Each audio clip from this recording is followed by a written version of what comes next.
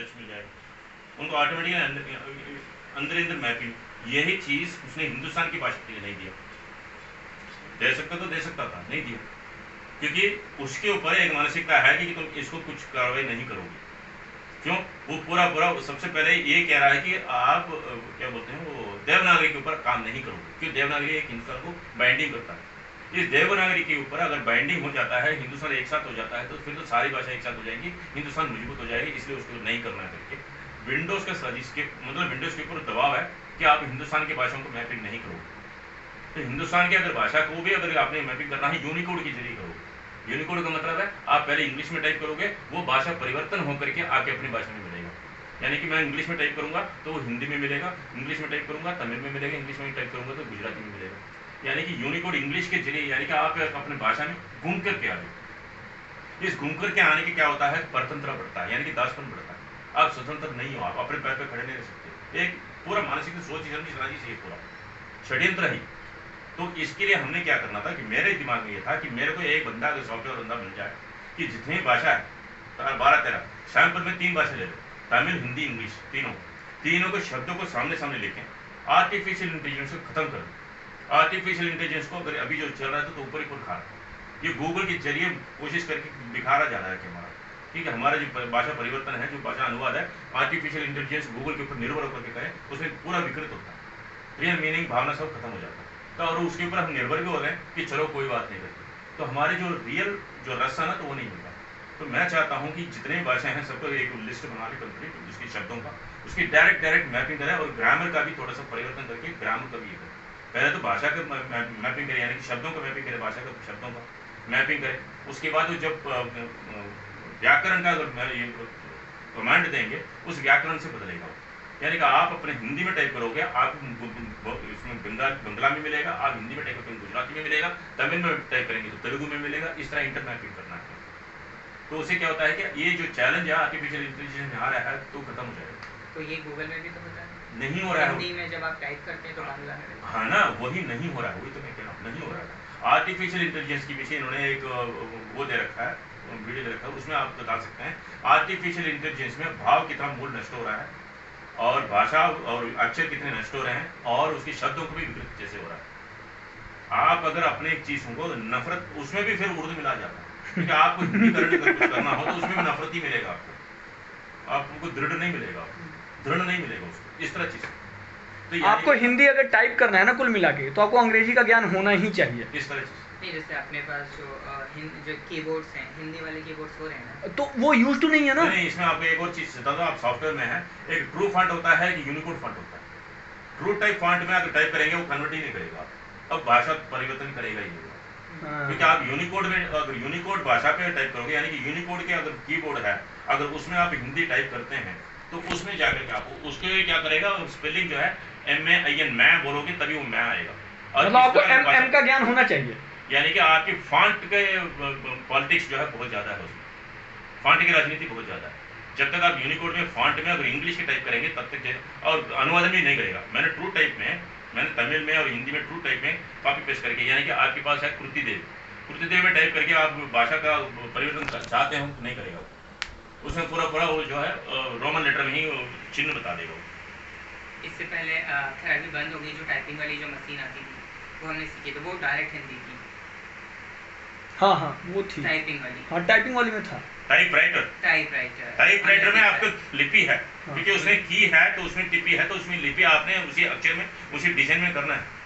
पर यहाँ पर क्या है कि आप कीबोर्ड जितने भी आप ओरिजिनल कीबोर्ड यूज करोगे, जब तक आप यूनिकोड के कन्वर्ट नहीं करोगे तब नहीं होगा। ये इसमें फॉन्ट की खेल, लिपि और फॉन्ट ये दोनों दोनों एक दूसरे से बहुत ज्यादा दूरी बनाए रखा हो।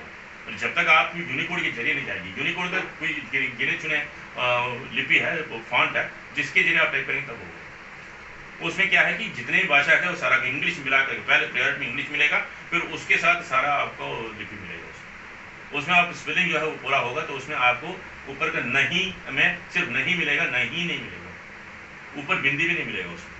इस तरह भाषा भी विकृत हो रहा है। कुल मिला के ये समझ लीजिए अंग्रेजी जो है सेतु का काम कर रहा है। जैसे आपको हिंदी से जर्मन तक जाना है तो आपको अंग्रेजी बात करना हो तो थर्ड पार्टी को किसी को बुला के लाना ही पड़ेगा। मेरे घर की बात करूं तो पड़ोसी को बुला के लाओ, मतलब ये हम महसूस ही नहीं कर रहे हैं, इस तरह चीजें हमारे साथ घटिया गलती हो रहा है, पर हम सुविधा के हम नाम डायरेक्ट हिंदी से जर्मन पे क्यों ना जाए, क्या दिक्कत है?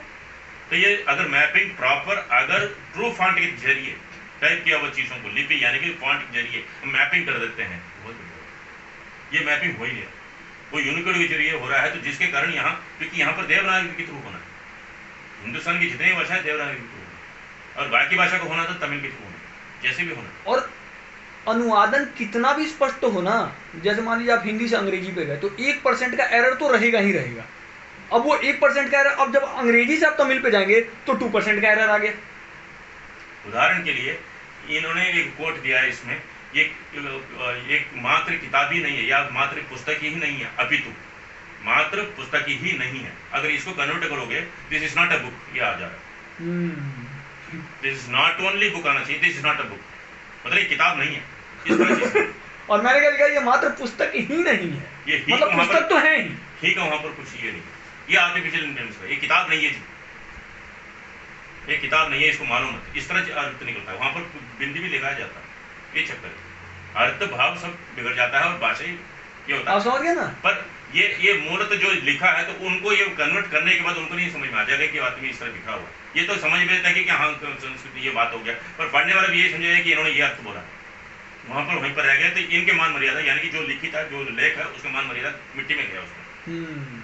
इसीलिए जब यही चीज इस किताब को मैं अनुवाद कर रहा हूँ तो उसमें हो रहा है ये जो, इसीलिए इन्होंने जब अंग्रेजी में अनुवाद किया ना, तो इन्होंने पूरा भाव को कहीं भी विकृत नहीं होने दिया, सरल भाषा में किया। इनका अनुवादन अंग्रेजी का बहुत, और उसी को दोबारा पुनः आर्टिफिशियल इंटेलिजेंस से करके दिखाया इनको, सेम टू सेम हिंदी में जो लिखा था वही सेम टू सेम आया, एक भी कहीं भी नहीं लिखा। इस तरह चीजें बैलेंस करना जरूरी है।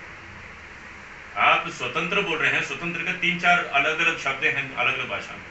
अब स्वतंत्र का मतलब है आप स्वयं के हैं, स्वयं के तंत्र कर रहे हैं, आप आजाद हैं, ये भी है, आजादी का अलग बात है, स्वतंत्र का ये चीज अलग है। वही हम यहाँ पर आजादी का मतलब है मैं दूसरों से मैं परे हूँ, मतलब दूसरों को लात मार रहा हूँ करके मीनिंग निकलता तमिल में, यानी कि बंधन से आप मुक्त हो रहे हो, तो आजादी का मतलब। पर स्वतंत्र का मतलब है कि मैं स्वयं ही ऊपर उठ रहा हूँ, इन दोनों स्वयं का तंत्र, मेरा अपना खुद का तंत्र है। इस तरह तमिल में भाषाकरण हो रहा है, तो मैं अगर उस स्वतंत्र को मैं आजाद बोलूँ तमिल में, वो कहता है कि मैं दूसरों को लात मारूंगा, ये मीनिंग बार बार आएगा, यानी कि तुम्हारे ऊपर कोई ना कोई हावी अभी भी है, तुम उसको लात मारने की उत्साह हो। इस तरह भाषा की बहुत लंबी चल जाएगी बात, कहने का मतलब कि लिपि जो है ये और आर्टिफिशियल, इन दोनों के ऊपर मेरा का जो सपना है, सारे भाषा का इंडियन भाषा में, इंडियन देवनागरी की भाषा की जितने भी मैपिंग करो और ऑटो ये करो, और जबकि सारे भाषा में डिक्शनरी है, सारे भाषा में सॉफ्टवेयर है, सारे भाषा में मूवियाँ चल रही हैं, सारे भाषा में आपको कविता चल रही है, सारे भाषा में प्रिंटिंग है, सारे भाषा में सब कुछ है, उसके बाद भी इंटरनेट मैपिंग आपस में नहीं होगा। लिपि है, प्रिंट है, सॉफ्टवेयर है, कंप्यूटर है, सब कुछ, डिक्शनरी भी है, फिर भी नहीं होगा। हर भाषा में अपने अपनी डिक्शनरी है, और डिक्शनरी होने के बाद उसका मैपिंग ना करें, क्या हम अंग्रेजी के थ्रू मैपिंग करें। कुल मिला के अंग्रेजों को सेतु बना दिया ना, यही समझना पड़ेगा। इसके ऊपर कोई सोचने वाला नहीं है, जबकि हमारे भारत सरकार के ऊपर भाषा के एक अलग से मंत्रालय है, उसकी बात भी नहीं चल रही, मिनिस्ट्री ऑफ कल्चर, क्योंकि उनके ऊपर भी दबाए जा रहे। नहीं, मिनिस्ट्री ऑफ भाषा है, हाँ, मिनिस्ट्री ऑफ कल्चर से भी ज्यादा मिनिस्ट्री ऑफ भाषा है, डिपार्टमेंट ऑफ लैंग्वेज है, विभाग है मिनिस्ट्री के ऊपर, तो इसके ऊपर कोई ध्यान ही नहीं दे रहा, हिम्मत ही नहीं पड़, राजनीति बिल पावर नहीं है, पॉलिटिकल बिल पावर नहीं है इसको इम्प्लीमेंट कर। अंग्रेजी का दबाव बहुत ज्यादा है, इंटरनेशनल प्रेशर बहुत ज्यादा है, तो वो अगर हिंदी पे अगर ये मानसिकता आना है, तो इसकी हिम्मत आना है, तो पहले उर्दू हटाओगे तो हिम्मत अपने आप आ जाएगी, हाँ कर सकते हैं, क्योंकि हिंदी के ऊपर कुछ ठोस कदम उठाया नहीं जा सकता, कमजोर है, इसके कारण हो रहा है कि वो कमजोरी जो है यहाँ पर यही, यानी कि आपकी फेफड़े में कब्ज बना हुआ, ये उर्दू है। हिंदी को अंतर्राष्ट्रीय रूप से स्थापित करने की मानसिकता ही नहीं है, मतलब ये एक ढर्रा मान लिया कि अंग्रेजी ही रहेगी। और आप मानो ना मानो, पर हिंदुस्तान की जो ऑफिशियल भाषा है इंटरनेशनल में हिंदी है, होता है वो इस तरह, पर ऑफिशियली उसको डिक्लेयर करके, ऑफिशियली उसको ये करके नहीं करने की हिम्मत है, यानी कि व्यवहारिक तौर पे कर रहे हो, ऑफिशियली डिक्लेयर करके नहीं कर रहे हो, पर यही चीज चाइना हर जगह कर रहा है, अपनी भाषा को कर रहा है, तो वहाँ मिलावट कहीं भी नहीं है, बेशक मैंड्रिन ये वो सब कुछ है, पर चाइनीज के, जापान, यूएस का अपना इंग्लिश है, यही बात सर हमारे इंडिया का इंडिया नहीं है, भारत ये तो भाषा का जो है, मेरा जो है मैपिंग करना है, मैपिंग करने के बाद वो ट्रांसलेट का ऑटोमेटिक होगा, ये बहुत जरूरी है। ठीक है। कोई भाषा अगर कोई बंदा मिल जाए मुझे, हिंदी, गुजराती, बंगाली, इन तीनों का भी कर दूँ तब भी बहुत बड़ा मजा आ जाए। उसके बाद तमिल के साथ और किसी लैंग्वेज को मैं मैपिंग कर सकता हूँ। ठीक है, मैं एक आध बार आपको एक आध मेरे एम्प्लॉय से ट्राई करवाऊंगा। कितना सैंपल के तौर पे एक पैराग्राफ ले लें, उसके 100 शब्द निकाल लें, उसके मैपिंग कर लें, उसके बाद उसकी भाषा का जो लैंग्वेज मेनली हमको सॉफ्टवेयर डेवलपर ही चाहिए। व्याकरण जो है उसको, फिर व्याकरण को मैचिंग करें, उसको मैपिंग करें, ऑटोमेटिकली सैंपल के तौर पे करें, उसके बाद वही मॉडल को अपनाएंगे हर जगह। क्योंकि तमिल में अगर जाओगे तो आपको 3, 4, 5 हजार का पुराना जो है लिपि सारे मिलेंगे, उसके लैंग्वेज की भाषा का अंदाज ही अलग होगा। अभी हिंदी में भी विकृत नीचे रहा है, यानी कि जॉइंट लेटर